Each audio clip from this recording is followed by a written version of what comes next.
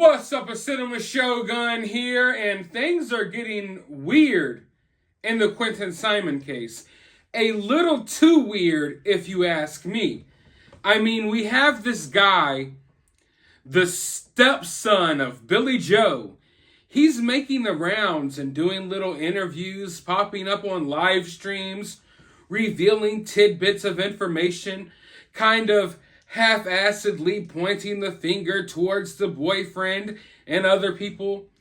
But he's also come to the defense of Billy Joe hardcore. And it seems as if he kind of came into the situation and got this family together. Because Billy Joe, Leilani, whoever the grandpa is, all those people, they were just in shambles, okay?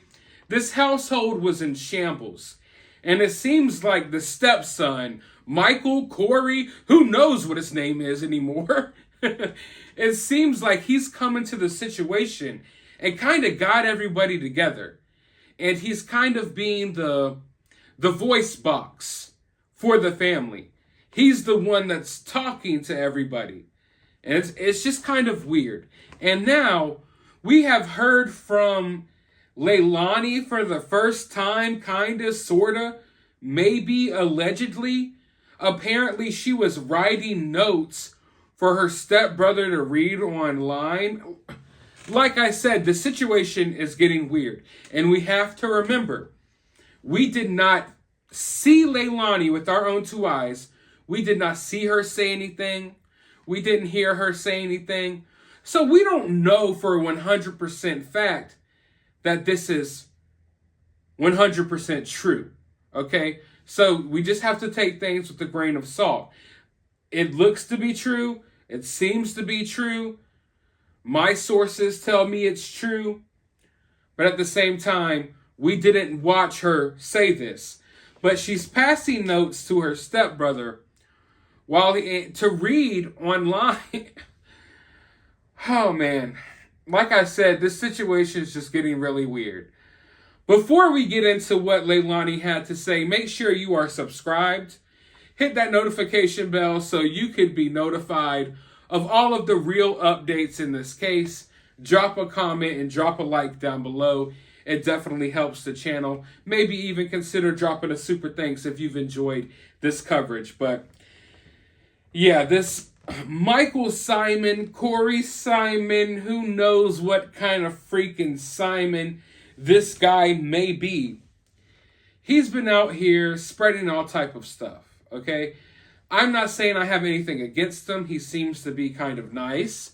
He's well-spoken. But it's like he's like I don't even know what to call him. It's like he's come in and doing PR. Like a public relations type of person. He's coming in and trying to untarnish certain people's names. And he's casting doubt on other people while seeming really innocent. And I'm not saying he has anything to do with anything, but I'm saying he's taking some of the heat off of his family. And I'm just wondering, where the hell did this guy even come from? And when did this coordinated effort start? Because this is a coordinated effort. We went a couple of weeks and we weren't hearing much from these people. After they went to Tybee, it's like we got a whole different energy. Now they're talking and calling into live streams. They've come up with the story. But, I'll get into all of that in just a moment. I want to hop into what was said because people were asking Michael or Corey or whoever this guy is. People were asking him to ask Leilani, what was Quinton like? And here's what she had to say. Quinton loved TV, remotes, phones, tablets. He loved to watch PJ Masks, Paw Patrol, and Dragon Tales. Quinton loved to chase behind his brother, copying everything his brother did. He is a little bright, happy, fun, smart, loving little monkey.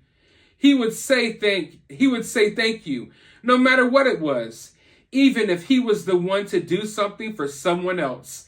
If the music was on, He would dance, smiling, spinning in a circle and clapping. Quinton always gave everyone love and hugged your legs. Every time he did something he was proud of, he would come to whoever was close by and ask for boom, which was a little fist bump.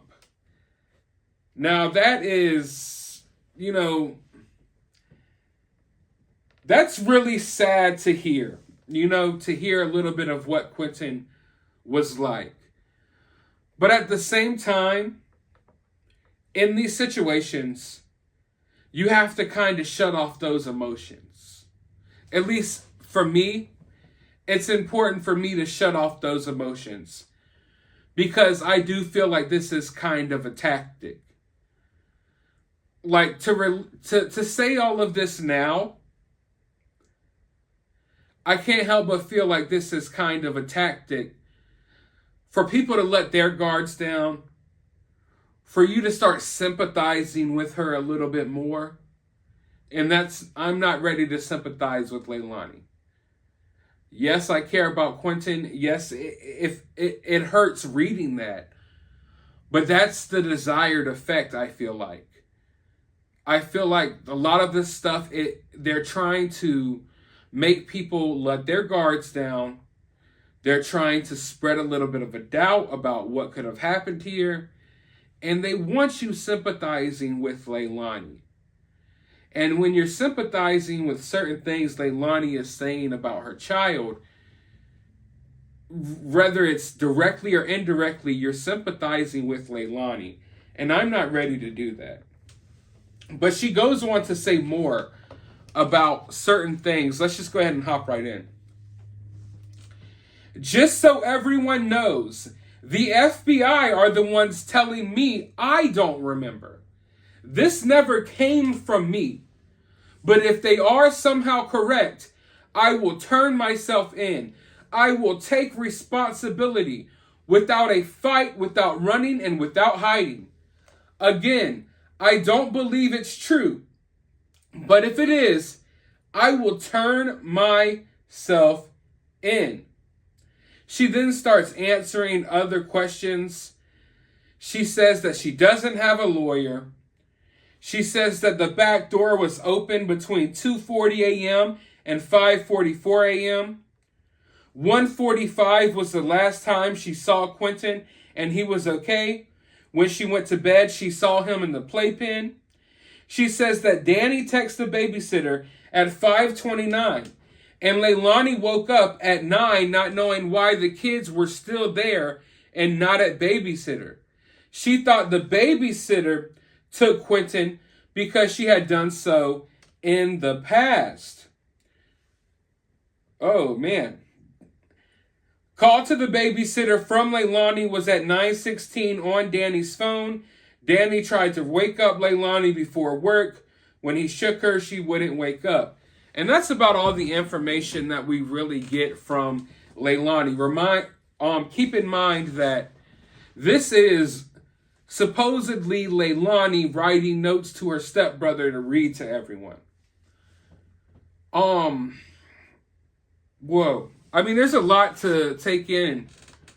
But the reality is, I can't help but feel like that little party night on Tybee, when they went, they were drinking, everyone was talking about it. We've talked about it 10 times on this channel already. I can't help but feel that after that day, there's been a different energy coming from this family. I believe early on, Billy Joe almost went ahead and wrote Leilani off because they felt that Quinton was probably going to be found. But the longer it's taken, I see that Billy Joe and Leilani are coming back closer together. You got to keep in mind that she was just kicking Leilani out. At court, they arrived separately and they did not talk to each other. Then they were spotted on Tybee, and now it seems like they're coming closer together, right?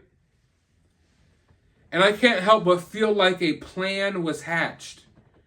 That finally, after weeks of not knowing what they were going to do, they realized, hey, Quinton hasn't been found yet. There's a big chance that Quinton is never found. So let's go ahead and let's brainstorm and let's get our story straight. Let's get together and figure out what we're going to do going forward.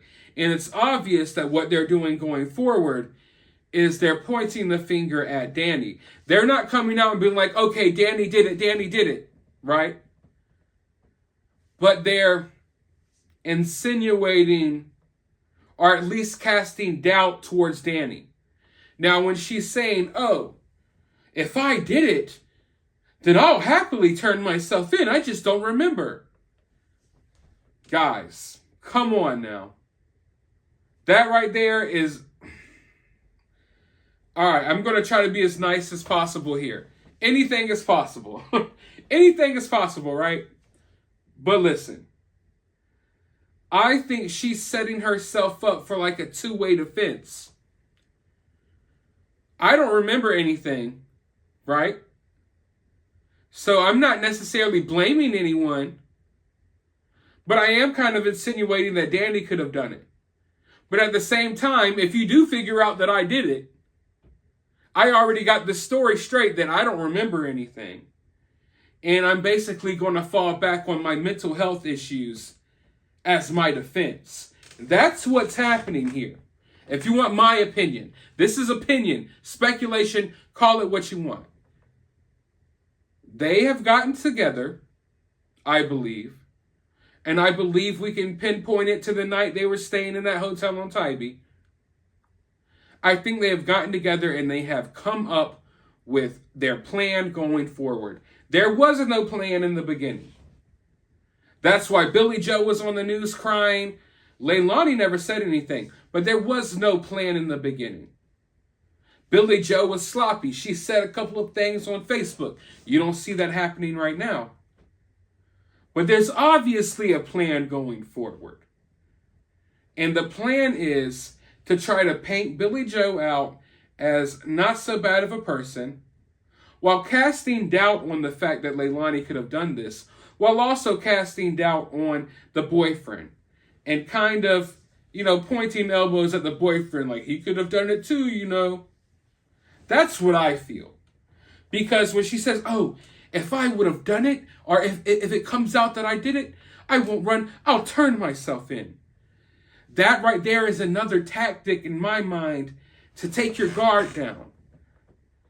Listen, I don't know how else to put it. I think this stuff like this works on certain people. It's not going to work on me. Okay, it's definitely not going to work on me.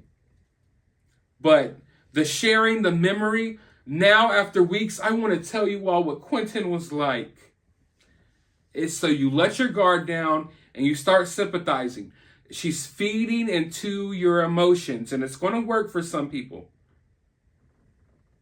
And then I don't remember anything. If I did it, I'll happily turn myself in.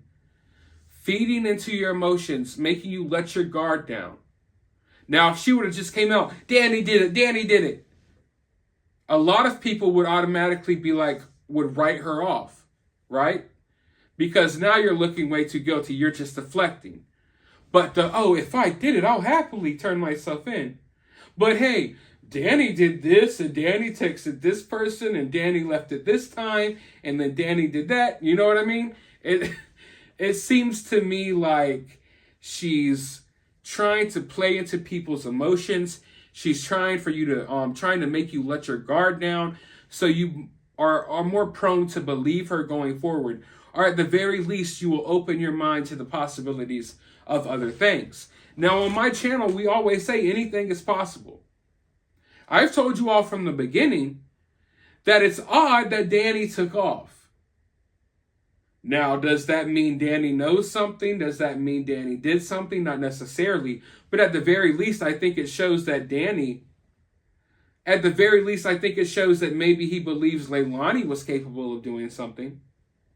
But I'm not here to tell you that Danny is 100% innocent in all of this. I've never told you all that. Now, we've been told from his friends who he ran off with that he passed the lie detector test and all of this other stuff. We don't know that for sure. It's not confirmed information from law enforcement. But law enforcement could have named him as a suspect, and they didn't. And they seem to have no issue with the fact that he left town. So they named Leilani as the sole suspect. All in all, like I said, the situation is going to get weird. Get ready. Because what's going to happen now is they're going to start putting out information to cast doubt on everyone else. They've already pointed the finger at the babysitter. Now everyone loves the babysitter. So now they're going to start pointing fingers at Danny. Who knows who they will blame next? Just get ready. It's already turned into a circus in front of their house. And now it's going to turn into a circus inside their house. They're going to start putting all type of stuff out there. Who knows what will come of it, but I will be here to update you all with any new information. So go ahead and hit that subscribe button, ring that notification bell, hit that like button, drop a comment down below, and I'll talk to you all in the next video.